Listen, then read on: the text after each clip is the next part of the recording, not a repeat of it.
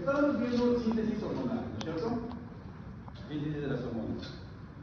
Ahora nos toca hablar de las hormonas derivadas de ácidos grasos, ¿sí? De los eicosanoides. Oxígeno en su cerebro, porque esto se pone bueno.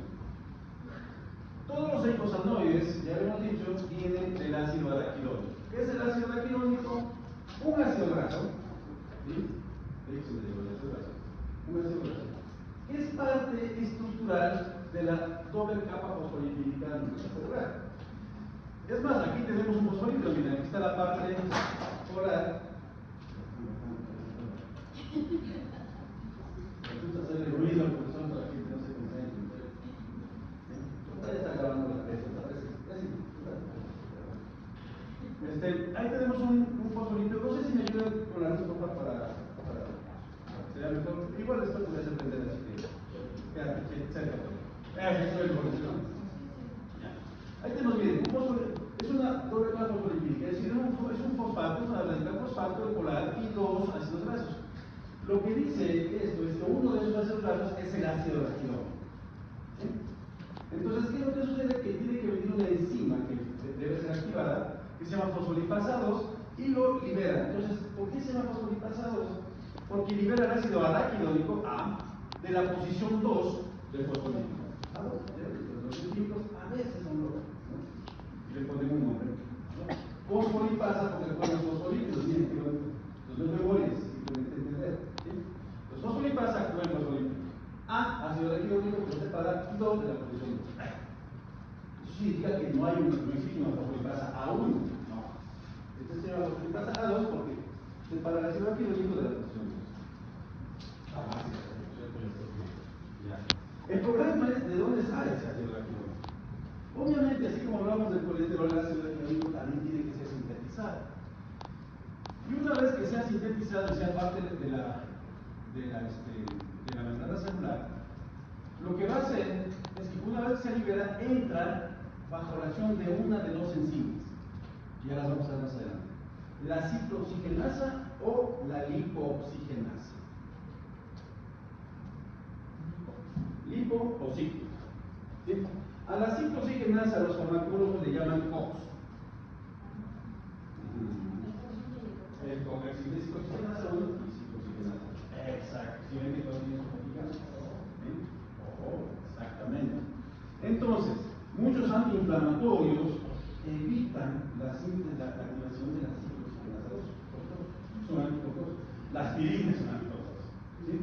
Entonces, ¿qué es lo que evita? Es la transformación de estos. ¿Por qué? Porque muchos de ellos son mediadores de la inflamación. Muchas prostaglandinas son mediadores de la inflamación. ¿Sí? Prostaglandinas. Pero también se pueden formar tromboxanos. Como su nombre lo indica, tromboxanos significa que forman trombos. Es decir, que actúan en los trombocitos. Que forman trombos. Es un trombo.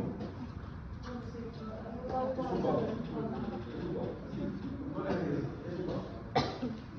Fácilmente. Si le agregamos más cosas, podemos decir un poco. Y es un trombo. Ya van a ver términos mucho más complejos más adelante, por eso es que es interesante que se entienda solamente la parte más simple. Por ejemplo, trombocitopenia. Eso ya lo verán en patología. Pero hasta aquí es trombo. ¿Por qué? Pues son tromboxanos. Pero también pueden formarse leucotrienos. ¿A qué suena ese nombre? A leucocitos, exactamente. Es decir, que están trabajando junto con activar los leucocitos para poder participar en inmunología. En inmunidad. Entonces, resulta muy lógico el asunto, ¿cierto? Ya. Pues nadie me ha preguntado dónde viene el nombre de próstata. ¿A qué suena?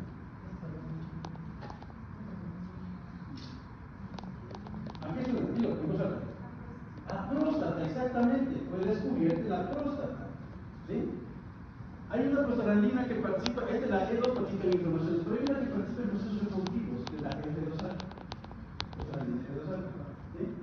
Y que inicialmente se convierte en la próstata, pero resultó después que son las hembras las que producen mucho más machos. Pero ya que lo primero la prostaglandina. Pues ahí vienen los dedos. Exactamente. Todo tiene su lógica a veces. A veces. ya tendrás que ir de dónde sacamos eso. ¿Ok? Entonces, ¿de dónde sale el ácido araquidónico? Partamos desde el inicio. Entonces, el ácido araquidónico tiene que ser sintetizado. Y se sintetiza, bien, por siempre me olvido que tendrá la batería. Y se sintetiza. ¿Sí? Bueno, aquí está mucho más resumido el asunto, perdón, pero antes, ahorita vamos a la síntesis. Sí, aquí tenemos entonces, se libera el ácido araquidónico, por cierto que hay algunos errores, ¿sí? No es un canal, es de aquí, esta flecha tiene que estar de acá, como un fosfolípido. Sí, la fosfolipasa separa de un fosfolípido el ácido araquidónico, una de estas patitas, ¿sí? Se libera y puede actuar como ya les digo, dos tipos de enzimas. La ciclooxigenasa COX-1, ¿sí? Salud. La lipoxigenasa, que tiene como 5 lipoxigenasas. ¿Sí? De la ciclooxigenasa salen las prostaglandinas y los tromboxanos. Prostaglandinas y tromboxanos. Y de la lipoxigenasa los leucotrienos. Y algunos otros eicosanoides. Por ejemplo, también tiene que ir para acá. Acuérdense, que son investigadores mandarinos. ¿Sí? Entonces, esta flechita viene de acá, no de aquí, de acá. Porque es esta misma lipoxigenasa la que va a sintetizar ácido hidroxiepotetraquinónico. Porque hay varios, hay varios. ¿Sí? Y ya depende de cuántas siglas más le ponen. Entonces, aquí tenemos muy resumido. Tenemos que desglosar un poco. ¿Sí? A ver.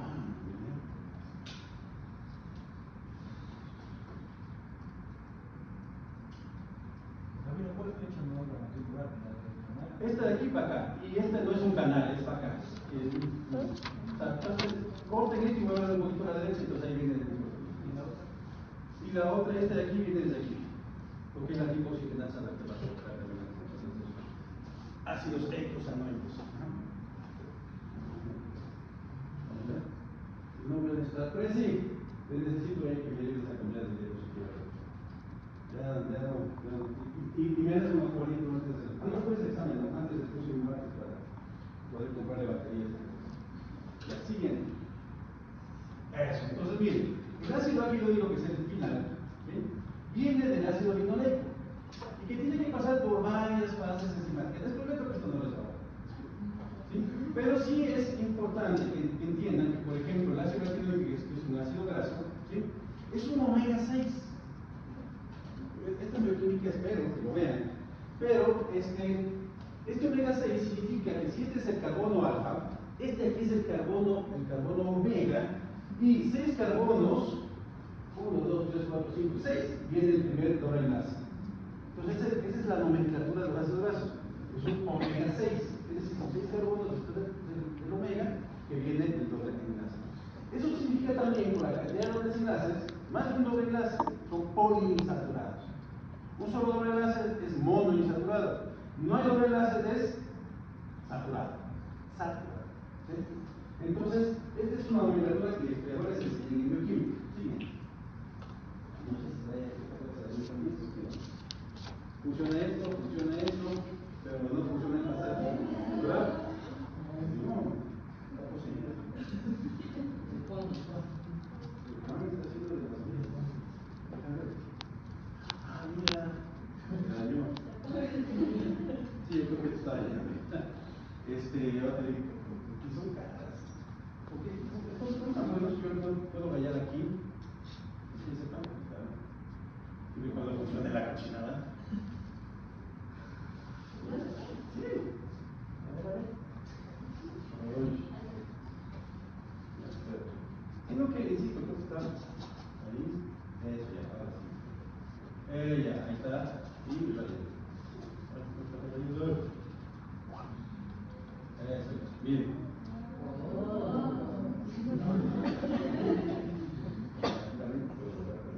Siempre cuando funcione bien. Es buenísimo, no tiene idea, pero ya tiene sus años. Bueno, me ayudas, no es hipótesis. Ok, entonces, mire, aquí tenemos la síntesis de dónde sale el ácido araquidónico, ¿sí? De la fosfolípica, que creo yo que es mejor explicarlo en el pizarrón. Ayúdame con la luz, por favor. A ver, vean. El que vamos a ver ahorita es.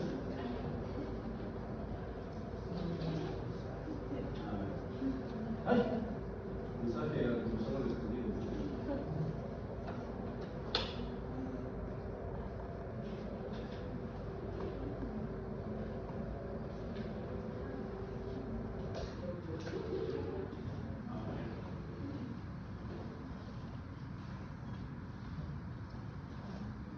todo lo que yo escriba de forma horizontal sucede en la membrana celular.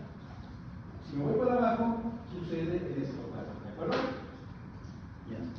Entonces, no sé si alcanzaron a ver ahí, pero hay varios factores que pueden estimular un receptor, ¿sí? Como para que ustedes ya se vayan acostumbrando, vamos a nombrar una hormona, la oxitocina. ¿Sí? Cuando la oxitocina se une a su receptor, esta va a activar una proteína G. ¿Sí? La proteína G ya se les había dicho, tenía dos unidades, una beta, ¿sí? Que tienen que activarse. Y va a activar a su vez la proteína G a una fosfolipasa. Para diferenciarlas de las otras fosfolipasas, esta se le conoce como fosfolipasa C. ¿Sí? Esta fosfolipasa C actúa en los fosfolípidos. No voy muy rápido, ¿verdad? Sí, vamos bien. ¿Sí? Entonces, ¿qué es lo que hace esta fosfolipasa con los fosfolípidos? Específicamente en un fosfolípido que yo les había dicho que lo vamos a mencionar más adelante, que es el fosfatidilinositol bifosfato. Fosfatidilinositol bifosfato, conocido en el bajo mundo como PIP2. ¿Sí? Así lo van a encontrar en muchos libros. ¿Sí? ¿Qué es lo que le hace este a este? Lo rompe. ¿Sí? Lo parte en dos. ¿Qué pasa?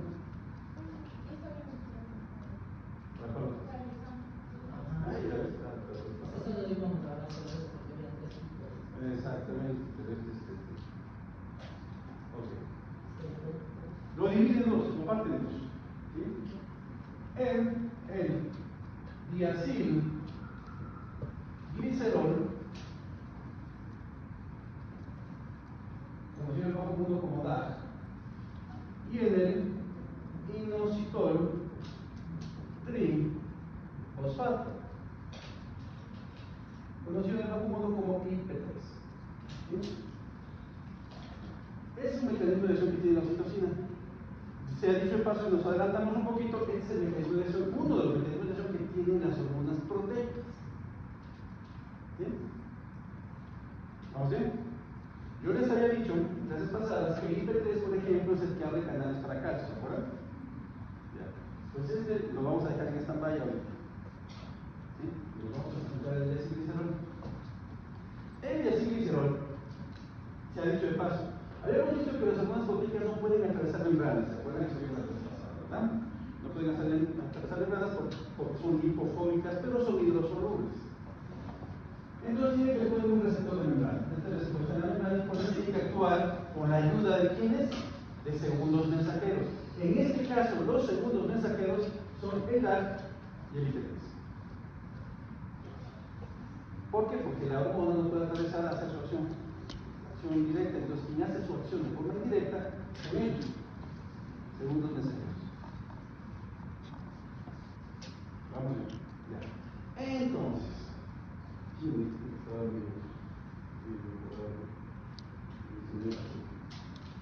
Entonces, ¿qué hace el DAG? Al IP3 lo ponemos en stand-by. ¿Sí? El diacilglicerol, ¿qué es lo que hace? Va a activar enzimas. La primera enzima que va a activar va a ser una proteinquinasa C. Ustedes pueden cambiar un poco, para que no se hagan bolas, en algunos libros pueden encontrar como proteincinasa, en otros proteinquinasa. Ambos son traducciones en inglés, que es justamente proteinquinasa. ¿Sí? Entonces ya, si ponen quinasa o sinasa, es lo mismo. En este caso la proteinquinasa C. Esta proteinquinasa C va a activar, ahora sí, a la fosfolipasa A2. ¿Se acuerdan? Ya la mencionamos. Esta fosfolipasa A2 va a actuar en la membrana celular, ¿sí? Separando al ácido araquidónico. Actuaría en los fosfolípidos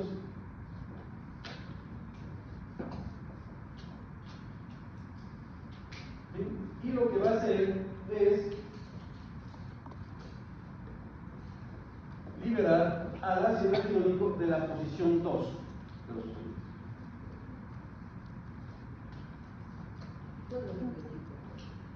¿Desde qué parte? ¿Desde el nombre de la biología, sociología, la materia que vamos a ver? Desde la fosfolipasa. La fosfolipasa 2, como su nombre indica, va a actuar sobre fosfolípidos. En el esquema le dibujaron la membrana celular en la mitad de la célula. No es lógico. Y lo que quieren decir los doctores es que este va a actuar otra vez en los fosfolípidos de la membrana celular. ¿Sí?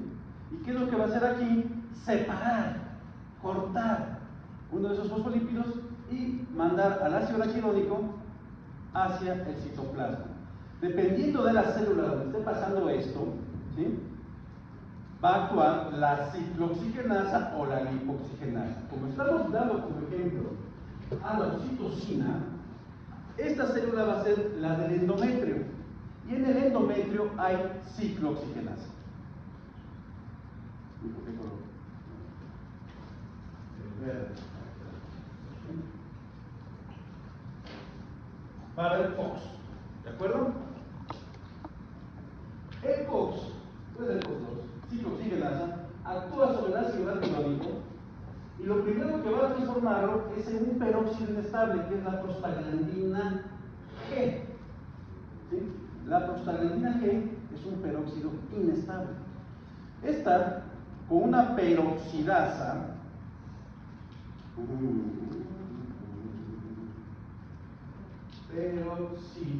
¿por qué peroxidasa? Porque es un peróxido inestable, ¿cierto? Va a transformar a esta prostaglandina G en la prostaglandina H. Esta es mucho más estable. Por lo tanto, va a actuar diferentes enzimas sobre esto. Puede ser, por ejemplo, la prostaciclina sintetasa. Si es que fuese la prostaciclina sintetasa, prostaciclina sintetasa, eso dice aquí, se va a transformar esta prostaglandina H en una prostaglandina I. A la prostaglandina I se la conoce como prostaciclina, por eso se llama prostaciclina sintetasa. En cambio, si fuese otra enzima, por ejemplo, la enzima prostaglandina F2-alfa sintetasa, ¿qué prostaglandina sintetasa es? Por lógica, a la prostaglandina F2-alfa. Se vuelve más fácil. Si aquí estuviera la prostaglandina E2 sintetasa, sería la que se sintetiza prostaglandina E2. Entonces se vuelve más fácil. ¿Sí está claro? Esto está en este. Entonces, como no me han hecho ninguna pregunta, vamos a explicarlo ahora sí. Se une el mediador con el receptor. Este activa una proteína. Ayúdame con la luz, por favor. ¿Sí? Ahí está la proteína G, subida alfa y beta, ¿no es cierto? Esta se activa y va a activar la fosfolipasa C. La fosfolipasa C agarra el IP2, los fosfato, y lo divide en dos: diacilglicerol e IP3. Entonces, el diacilglicerol va a activar una proteína quinasa. La proteína quinasa activa una fosfolipasa, la cual va a volver a actuar en la membrana celular. ¿Sí? Esto pongan acá mentalmente. ¿Sí? Y va a separar al ácido araquidónico. Al ácido araquidónico le puede actuar sea la lipoxigenasa o ciclooxigenasa, en este caso es la ciclooxigenasa, ¿sí? Y esta va a transformarla en una prostaglandina, que falta un paso, prostaglandina G. La prostaglandina G es inestable, forma proteína H. Y a la H sí, dependiendo de la sintetasa que sea, va a formar prostaglandinas o tromboxanos. Si ven que es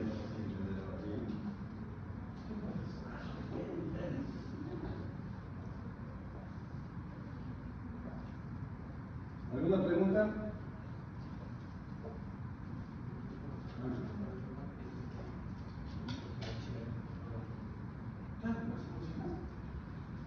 La ciclooxigenasa forma, por eso aquí falta. Profesor investigador mata libros, aquí falta. Es más, acá lo tengo. Ya funcionó, ahora sí. Ahí está bien, BGG. Entonces, el ácido araquidónico es ciclooxigenasa. ¿Por qué se llama ciclooxigenasa? Porque hasta el 70 ciclo viene. ¿Sí? Está lógico, ¿verdad? Prostaglandina E2, ahí está, es una peroxidasa, una peroxidasa la transforma en prostaglandina H, y a esta, dependiendo de las enzimas, puede actuar en prostaglandinas o tromboxanos. ¿Sí ven? Entonces la peroxidasa Actúa, no, la peroxidasa actúa sobre la PGG, solo, no más, solo. Y esa forma PGH. Exacto. ¿Por qué? Porque la PGG es un peróxido, entonces sobre ella actúa una peroxidasa. Acuérdense que a veces son medios lógicos también.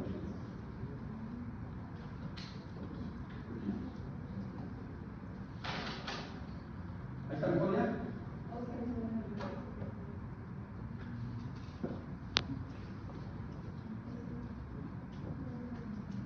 O sea, desde que ya actúa o se separa el ciclo oxigenasa, desde ahí sigue participando dentro de la membrana por esos procesos. No, acuérdate que dije que yo me metía.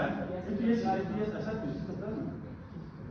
Ya había dicho cuando yo decía que todo lo que era horizontal era membrana. Si me voy hacia abajo era. Ahí está.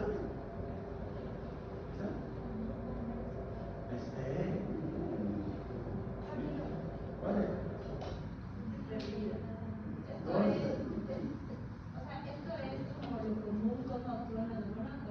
Las hormonas proteicas es uno de los mecanismos. Por ejemplo, aquí puso oxitocina, pero acá está otro mediador, que era la bradicina, ¿no? Bradicina, sí. Este, por ejemplo, es un mediador también de inflamación. Acuérdense que les he dicho una de las funciones vitaminas es el tamaño. Así es la inflamación. Si yo doy un garrotazo acá, bueno, no, por muchachos, no doy garrotazo. A ver, aquí ¿quién se le da un garrotazo? Yo puedo decir. Imagínate, le doy un garrotazo y estoy provocando la síntesis de un montón de proteínas, porque son mediadores de inflamación. Por eso muchos inflamatorios evitan la síntesis de proteínas. ¿Cómo hacen eso? Atacando el coco. Ya debería estar un principio de farmacología. Para que vean que la fisiología es chévere cuando se entiende. Si ustedes ven esto y dicen, ¡ah, qué horrible! ¿Y de dónde sale esta membrana que está aquí flotando? No. Solo que, o sea, la intención del doctor no es mala, pero si no entiendes bien, te vas a hacer bolas. O sea, ¿esto qué? ¿De dónde sale? ¿Un lisosoma? ¿De dónde? Es parte del un fosfolípido. No se activa, es separado. Cuidado con los términos que utilizan. ¿Sí? Es separado. Las que se activan son las enzimas. Así, pero digamos como que ya sale por la acción de la química. Por acción de la fosfolipasa 2. Sale la fosfolipasa. Que es parte. ¿Está claro? Vamos, digo, me regreso. ¿Ya? Entonces, estoy feliz. Ahora, ¿qué pasa con la lipooxigenasa? Es decir, ¿qué pasa con los leucotrienos? Cuando el ácido tiónico es liberado, en este caso, ¿dónde estaría el ácido tiónico? En la membrana celular de los leucocitos, porque es ahí donde se van a sintetizar los leucotrienos. ¿Sí? Entonces, se separa el ácido tiónico con el mismo mecanismo. ¿Sí? Es decir, con una fosfolipasa 2 se separa y entra en acción la lipooxigenasa. La lipooxigenasa forma estos ácidos. Ya les había comentado, por ejemplo, HPET es ácido hidroxiperoxiecosatetraenoico. ¿Sí? HPET es ácido hidroxiecosatetraenoico. ¿Sí? Entonces, oye, no les va a tomar ese nombre, pero sí les va a tomar el proceso de que cuando el ácido tiónico entra bajo la acción de la lipooxigenasa, se van a formar leucotrienos, varios tipos de leucotrienos. ¿Sí? Estos leucotrienos son mediadores de la activación de los leucocitos en procesos inmunológicos. De hecho, son muy importantes y todos ellos derivan también del ácido tiónico. Una pregunta muy obvia, por ejemplo, que es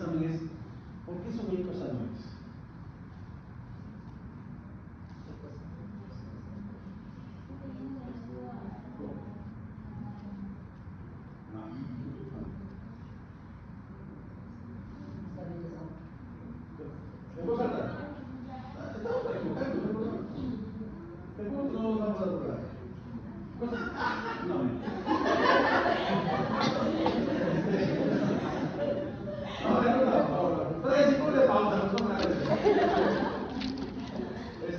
No, no, para nada. Eco significa 20, lo dije la clase pasada. 20. Todos estos tienen 20 carbonos. El ácido araquidónico tiene 20 carbonos.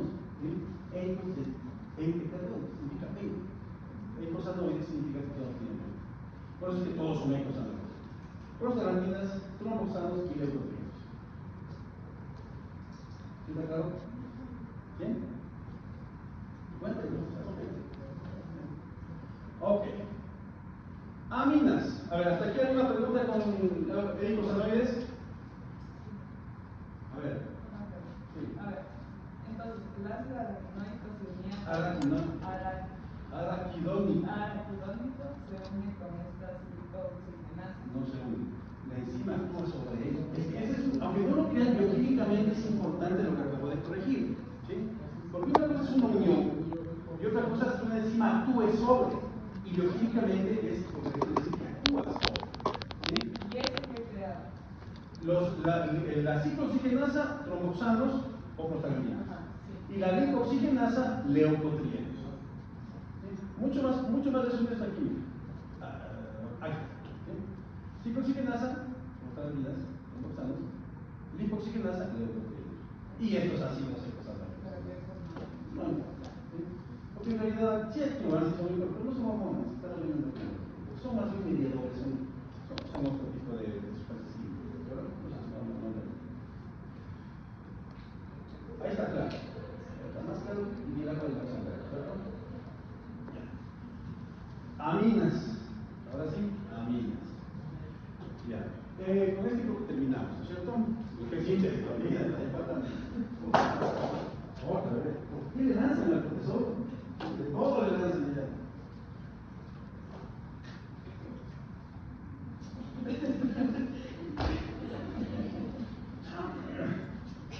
Primero escuche lo que va a decir.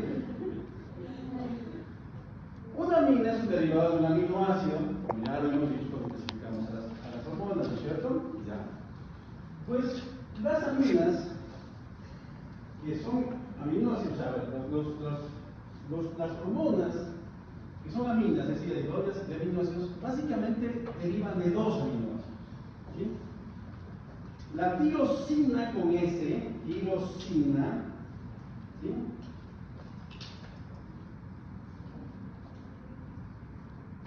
Y el triptófano o triptófano, como le quieran pronunciar. ¿Sí? Esas son las dos aminoácidos, perdón. Esos son los dos aminoácidos de los cuales derivan las hormonas aminas. Triptófano o triptófano.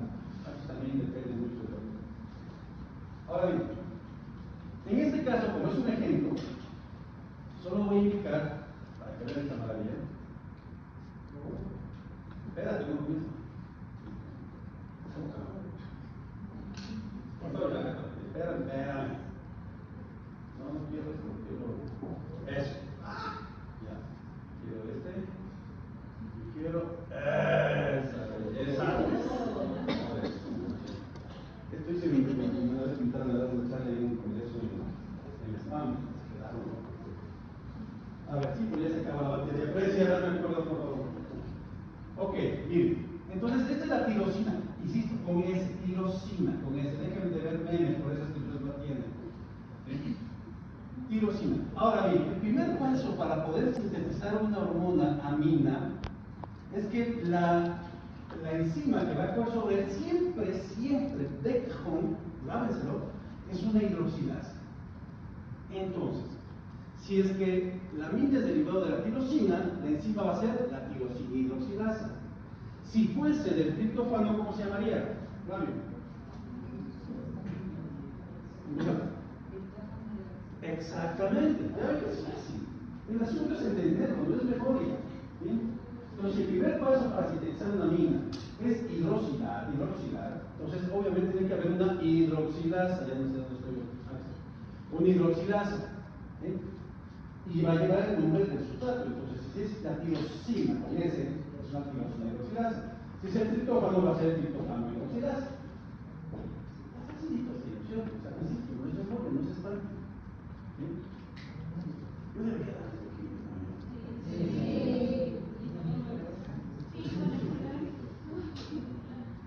no, porque hay que comerlo con el laboratorio. Pregúntenme si me acuerdo cómo se hacen cosas dispositivos. Ponle pausa, oye. No quiero. Eso, entonces, ¿qué es lo que hace la tirosina hidroxilasa? ¿Qué es hidroxilar? Es muy fácil, ¿no es cierto? ¿Cuántos swatches hay aquí y cuántos swatches hay acá? Solo fíjense. Entonces va a poner un OH y eso es todo.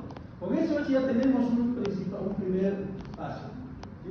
Es el L-dopa, que ya es conocido. Este L-dopa es muy conocido para la biología. ¿Sí? Quien está haciendo horas en el hospital posiblemente ya esté escuchando algunas cosas. ¿Sí? La L-dopa ya es conocida. Luego a este L-dopa va a decarboxilarse, entonces se llama L-dopa descarboxilasa. ¿Sí? ¿Qué quiere decir? Descarboxilarse el ácido amino aromático, L-dopa descarboxilasa. Punto. ¿Sí? ¿Y qué es lo que va a hacer aquí? Pues quitar un carbono descarboxilar. Quitamos este carbono aquí, miren. Y con eso ya tenemos dopamina. Punto, no nada más. Ya tenemos dopamina. Ya. Dos enzimas sobre la aminoácido, listo, se acabó el libro. Ya tenemos una amina, la dopamina. Este es el inicio de la síntesis de las catecolaminas. Facilito, ¿no? A ver, díganme que no es lógico lo que acabo de decir. Bueno. Entonces, hasta ahí síntesis de hormonas. ¿Alguna pregunta sobre síntesis hormonal de las proteínas, de los lípidos, de las icosanoides y de los derivados, de los aminoácidos? ¿Alguna pregunta? Porque ya vamos a pasar de camino. Y vamos a entrar a cómo explicar. ¿Está claro entonces? Bueno, ok. ¿Dónde? La dopamina de inicios de. ¿La paulina de qué? La dopamina era los inicios de las catecolaminas. ¿Y saben qué son las catecolaminas? Bueno, no importa, vamos a ver más adelante. O sea, en pocas palabras, esto que acaban de ver sucede en la médula suprarrenal. La suprarrenal tiene dos capas, porque es médula. Esto sucede en la médula. Pero no se preocupen, vamos a analizar todas estas glándulas una por una en este sentido. ¿De acuerdo? Así que no se preocupen, nada que resuelva. Ok, entonces, ¿cómo se transportan las hormonas? Yo les había mencionado que dependiendo de su característica química, las hormonas pueden ser transportadas o pueden viajar solas. ¿Qué hormonas viajan solas? Exacto, ¿por qué? No lo escucharon, digo proteínas. ¿Por qué? Hidrosolubles, entonces pueden viajar tranquilamente. El problema es que no van a poder transportar, pero viajan tranquilamente. Entonces, ¿cuáles sí necesitan transportador? Las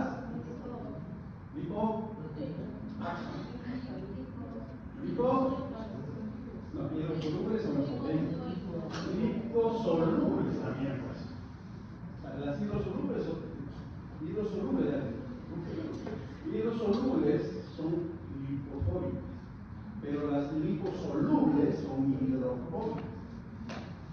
En serio, gracias a los conceptos de esos términos. Es mucho más fácil acordar. Entonces, son las liposolubles las que necesitan un transportador porque no pueden estar en la sangre. Entonces, estas hormonas que son insolubles como las esteroidales, ¿cuáles son las esteroidales? Las derivadas del colesterol. ¿Se acuerdan que se dice que la esteroidal? Las esteroidales se deben estar unidas a una proteína específica. Ahora sí, ¿cuál proteína debe ser cambio? Las lipoproteínas. ¿Ya ven? Tiene su lógica. ¿De acuerdo? Ahora bien, existen varios tipos de lipoproteínas, muchísimos. Por lo tanto, las vamos a tener que ver cuando veamos la hormona determinada. Por ejemplo, vamos a hacer bolas que van a estar lipoproteínas y la hormona. Pues esa hormona todavía no hemos estudiado, no existe. Entonces, mejor estudiamos un transportador para estudiar la hormona. Me parece más lógico, ¿cierto? Entonces, cambiemos de tema. Y ahora veamos el control de secreción hormonal.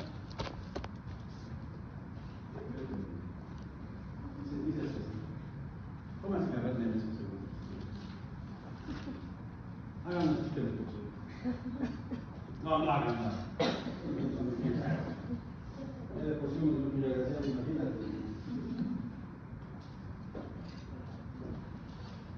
¿En serio me tomaron fotos estos? ¿No pueden escribir en algún lado control de eso? No, nada.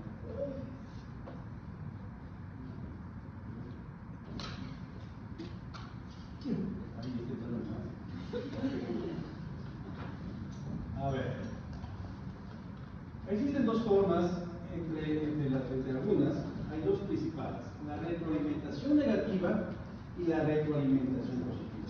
¿A alguien le gusta aquí la música, pero así de veras? Me refiero a que sabe lo que es una amplificación, sabe lo que es un micrófono, sabe lo que es un ya, pues sí saben lo que es una retroalimentación, ¿no es cierto? Cuando uno acerca demasiado el micrófono que no sea el suyo, a un parlante y suena es una retroalimentación. ¿Ya? Pues eso mismo se aplica a las hormonas. ¿Sí? Entonces va a haber una retroalimentación que inhiba una hormona y va a haber una retroalimentación que estimula una hormona. Cuando la inhibe es una retroalimentación negativa y cuando la estimula es una retroalimentación positiva. Ya voy a dar ejemplos, obviamente. ¿Sí? Entonces, miren esta belleza. No quiero, me voy a diseño gráfico. No. Esa es la idea, es entender también. Vamos a desglosar un poquito. ¿Ya? Miren, este es un eje. Por ahí alguien leyó sobre el eje hipotálamo, pituitario, adrenal, ¿no es cierto? La HPH. Ahí leyeron un artículo sobre ese eje. Pues este es un eje reproductivo. ¿Sí? ¿Cómo comienza el sistema nervioso central, que es el hipotálamo? Aquí se secreta GNRH, esto es en la hembra. La GNRH actúa en la pituitaria anterior, que también se le conoce como adenohipófisis o hipófisis anterior, ¿no es cierto? Y se secretan gonadotropinas. Las gonadotropinas son dos, FSH y LH. Ya lo vamos a ver eso con más detalle cuando lleguemos a las hormonas. ¿Sí? Lo importante aquí es que las acciones de estas gonadotropinas inciden sobre la secreción de GNRH. Es decir, cuando la LH actúa sobre el cuerpo lúteo se secreta progesterona y la progesterona inhibe a la GNRH. Eso es una retroalimentación negativa, exactamente. En cambio, cuando la FSH actúa sobre el folículo, se secretan estrógenos, inicialmente el estrógeno estimula más a la GNRH. Eso sería una retroalimentación positiva. Entonces, miren, ahí está la GNRH que estimula la secreción de la LH y FSH, ya he dicho, esta actúa sobre los ovarios, ¿sí? Dependiendo de las células que quieran, pues eso lo veremos con detalle más adelante, en el desarrollo para que se entienda.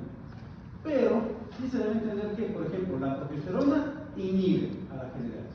La inhibina, como su nombre lo indica, inhibe a la GNRH. ¿Sí? En cambio, los estrógenos inicialmente pueden estimular, pero después lo pueden inhibir dependiendo de su concentración. Entonces aquí tenemos ejemplos de retroalimentación, sea positiva o negativa. ¿Sí? ¿Estamos de acuerdo? Sí, ¿verdad? Tratado. Ok.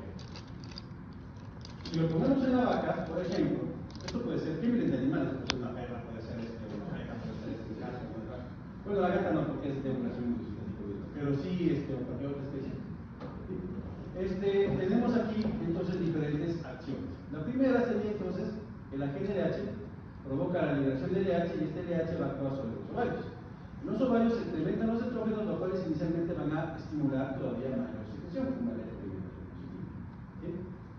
Entonces, ¿qué es lo que sucede? Que hay un pico probatorio del LH y este LH va a provocar una inflamación. Entonces, cuando se forma el cuerpo lúteo, se sintetiza progesterona y la progesterona en cambio ahora va a inhibir a la GNRH, que es una retroalimentación negativa. ¿Sí? ¿Qué pasa en los machos? Igual, GNRH, FSH, LH, pero este actúa en los testículos. En los testículos hay dos tipos también de células, ¿sí?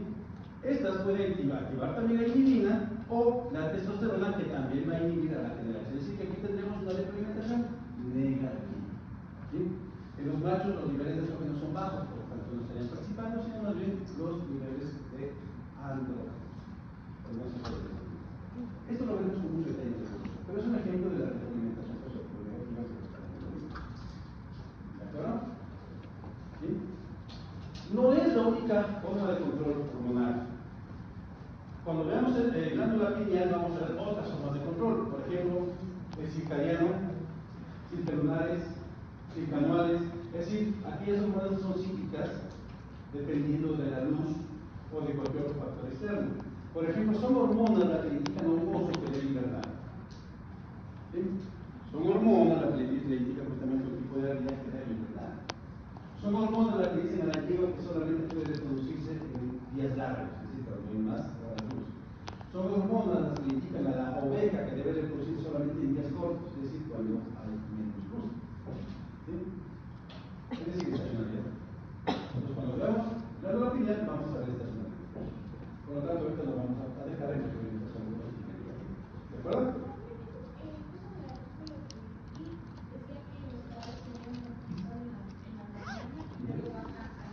Porque es una especie súper estacional, depende mucho de la luz.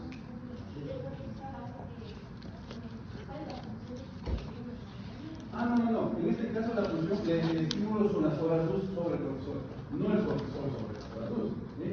El cortisol está sintetizado dependiendo del grado de estrés que está sufriendo la luz. Todavía el cortisol es un tipo corticoide, por lo tanto es necesario para la fortuna de la luz. Entonces, se va a escuchar, como te dije, el cortisol no es malo, es radical. Pues ya vamos a ver más adelante. Pero sí tiene ciertos ciclos. En este caso, cuando es solamente un día, se llama ciclo circadiano.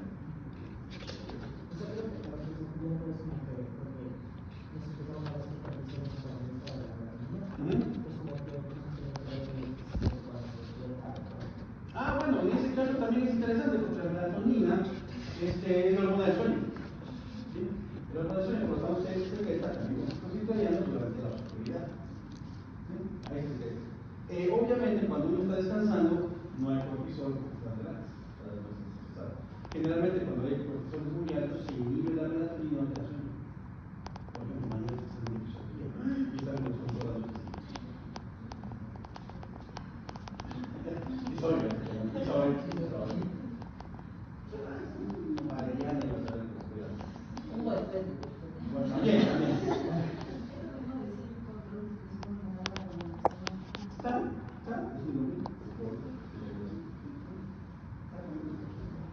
¿Vamos bien? Ok. ¿Qué pasa en el macho entonces? ¿Saben qué es macho? Nuevamente, a los testículos estimula la creación de más testosterona y la testosterona va a tener una reproducción negativa.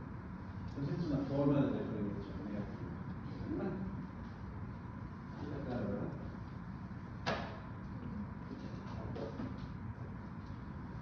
¿Hasta aquí hay una pregunta sobre el control de reproducción hormonal? ¿No?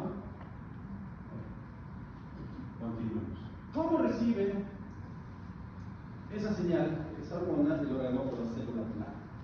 Las hormonas actúan en receptores, ya lo he dicho.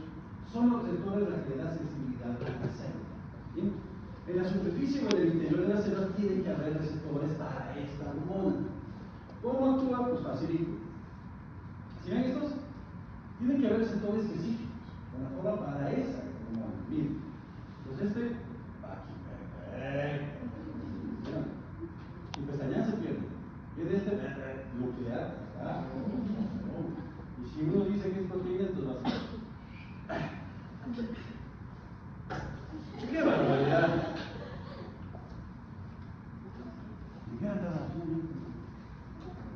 Entonces, obviamente, algunas pueden cruzar membranas, otras pueden llegar hasta el núcleo, pero otras efectivamente tienen que ser a nivel de la membrana celular.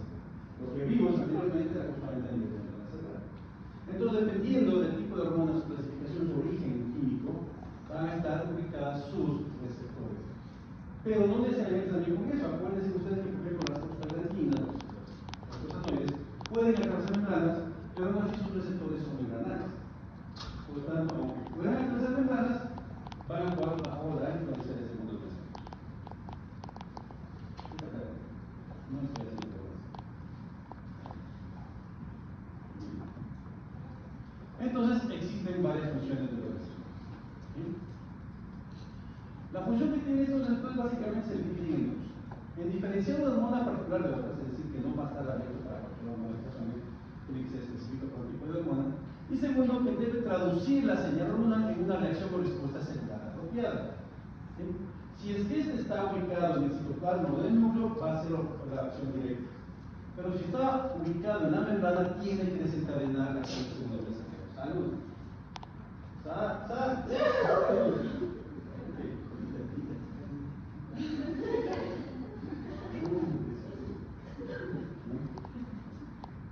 Entonces, básicamente hay estas dos funciones. Si no hay receptores, ¿sí?, no hay acción hormonal, aunque emetan un litro de hormona. ¿Sí? Cuando no hay receptores, se le conoce como down regulation. ¿Sí?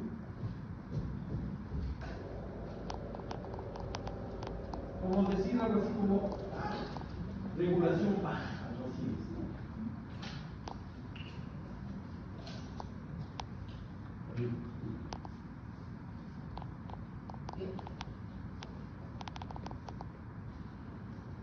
Down regulation, ¿sí?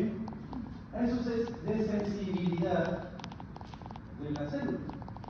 Se desensibilizó.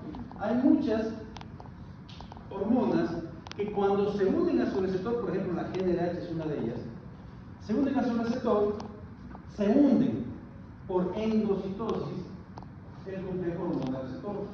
Y lo que tiene que esperar es que esta hormona se metabolice y el receptor vuelve a salir. Muchas veces, cuando hay demasiada hormona, el receptor es como que se espantara. Se une a la poca hormona que puede unirse, se hunde y ya no vuelve a salir. Eso sucede, por ejemplo, en muchos casos de quistes ováricos. Por eso que el quiste ovárico el tratamiento natural para el quiste folicular es GnRH.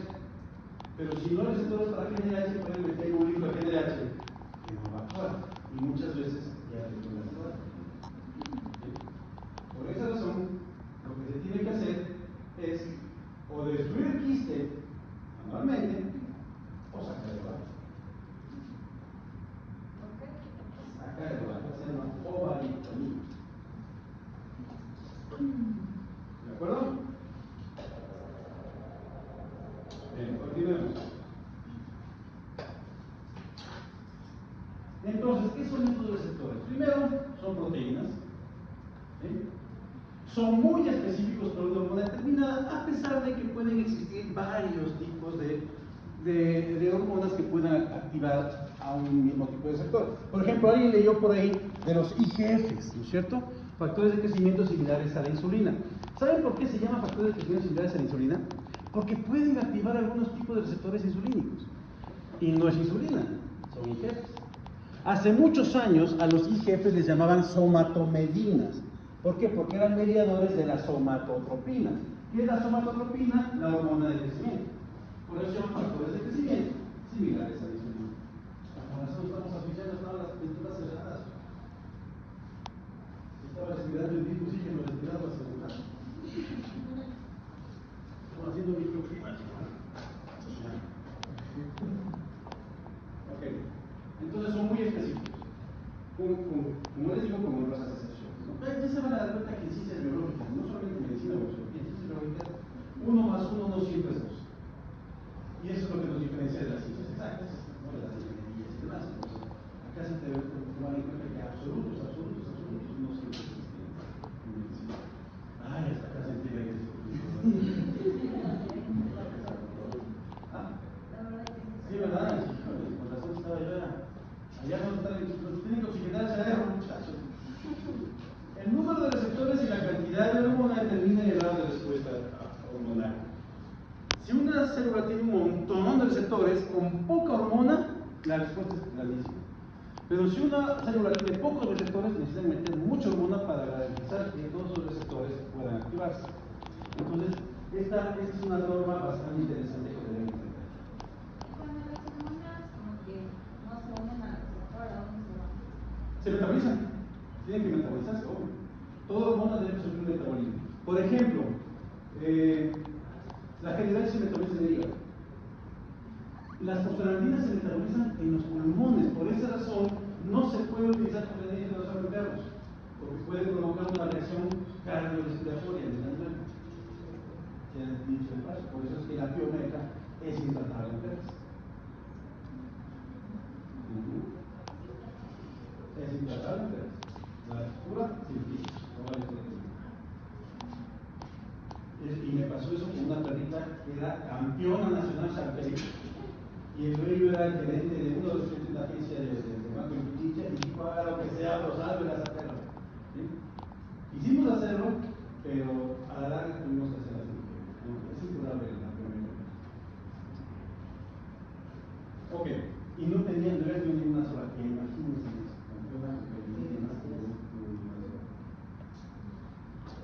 Así pasa cuando sucede. Bueno, obviamente ustedes pueden también controlar acciones hormonales, significa que no secreción sino su acción, cuando utilizan sustancias que bloqueen esos receptores. Es una de las formas, eso es farmacología más que endocrinología, pero sirve también para explicar muchas cosas. Por ejemplo, hay sustancias que pueden competir con algunas hormonas por el sitio de unión del órgano blanco. Y como les digo, eso también es farmacológico el asunto, porque hay antídotos que bloquean también un receptor para afuera. Por ejemplo, la atropina es un polinomimético, polinomimético significa que está haciendo acciones similares a la colinesteasa, que es la que actúa sobre la acetilcolina. Entonces, existen algunas sustancias farmacológicas que hacen justamente eso, compiten con otras sustancias para unir su receptor. Se ha dicho de paso, hace mucho tiempo se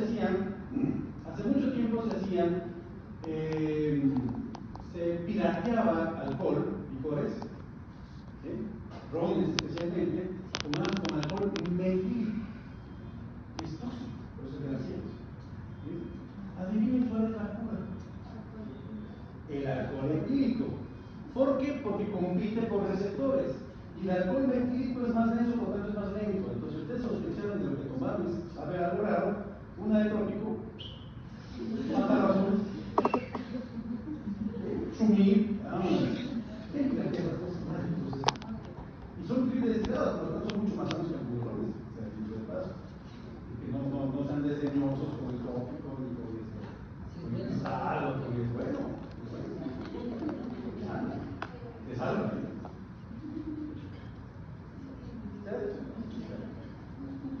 No ejercen efecto en hacer de las razones también por las que se utilizan, ¿sí? Y por ejemplo, una de las típicas son las anticongestinas que previenen la pérdida, como sistema de transporte. ¿Vamos bien? ¿Seguros? Y ahora sí entramos a lo que ya habíamos iniciado anteriormente, que son mecanismos de acción de las hormonas. ¿Sí? Ya vimos uno, ¿no es cierto? La vasopresina, por ejemplo, es un ejemplo de mecanismo de acción de las hormonas proteicas. Las hormonas proteicas tienen varios mecanismos de acción. ¿Sí? Uno de ellos es justamente cuando el segundo mensajero, que es el diacilglicerol, y el induciclorofosfato, es decir, la EIP3. ¿Sí? Ese es uno de los mecanismos. Pero, otro de los mecanismos utilizan otro tipo de segundo mensajero. ¿Sí? Miren, por ejemplo, no está tampoco. No, usted lo puse al revés. Primero, miren la cantidad de variaciones que existen de receptores, ¿sí? Para hormonas proteicas. Son receptores membranales, ¿sí? Son bien complejos, son diferentes tipos, porque algunos tienen dominios diferentes para la unión de la hormona. Por ejemplo, a este tipo de receptores se le conocen como receptores activina, MCM, PM, factor de crecimiento tumoral, serininas. Así se llama este receptor. ¿Sí? Este acá son receptores para citoquinas. Este es el que tiene los 7 dominios transmembranales, un dominio extramembranal y un dominio intramembranal. 7 dominios transmembranales también son de la familia de los citoquinas. Es más, esto lo vimos aquí. Ya, sí funcionó. Ya le va a cambiar. Ahí está. Miren, cuenten. 1, 2, 3, 4, 5, 6, 7. 7 dominios transmembranales, un dominio intramembranal donde está ligado a la proteína G y un dominio extramembranal donde es el que se une a la hormona. ¿Y se dan cuenta? 7 dominios. sino que molecularmente se lo ve así. Así.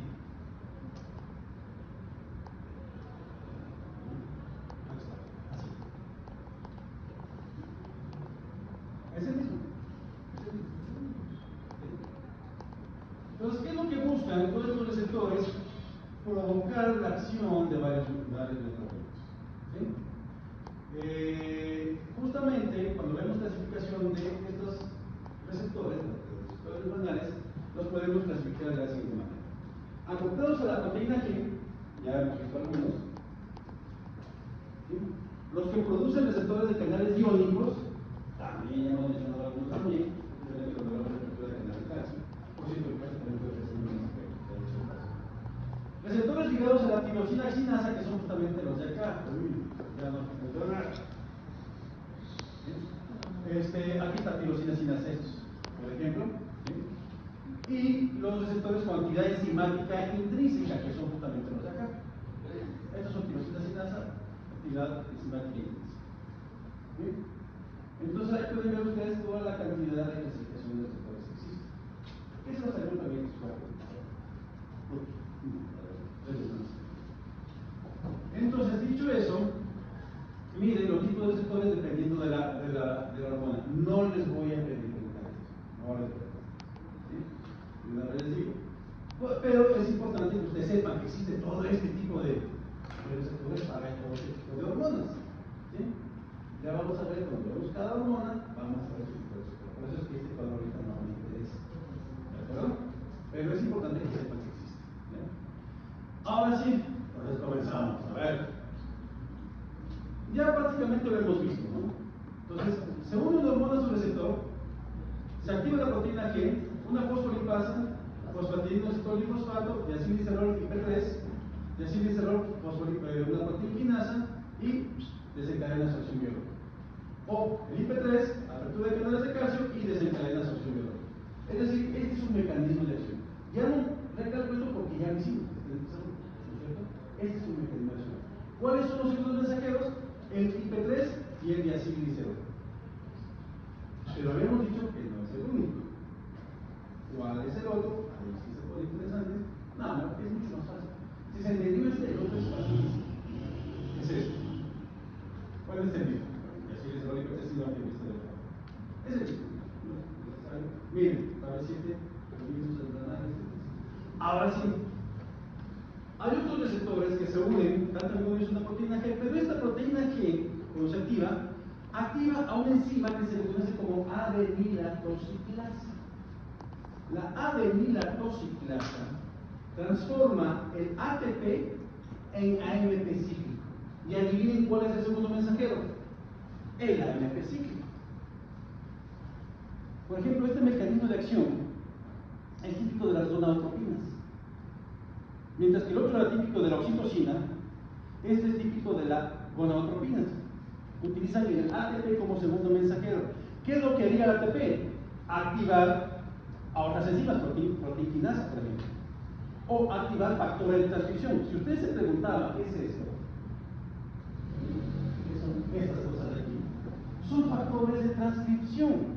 Ahora que están tomando biología molecular, bueno, cuando toman biología molecular, se van a dar cuenta que son los factores transcripcionales. Son los que van a provocar transcripción de ADN. Insisto que cuando se entiende, es fácil. Se vuelve fácil. Esto van a llorar cuando vean biología molecular, pero en fisiología van a disfrutar o la regla porque lo van a entender. ¿Cierto?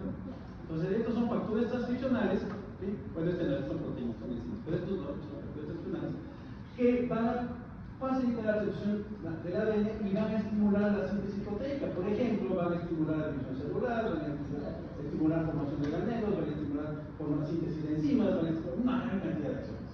¿Sí? Eso lo hacen los segundos mensajeros bajo la actividad de proteínas. ¿Sí está claro? ¿Sí? Ahí está. ¿Listo? Otra forma.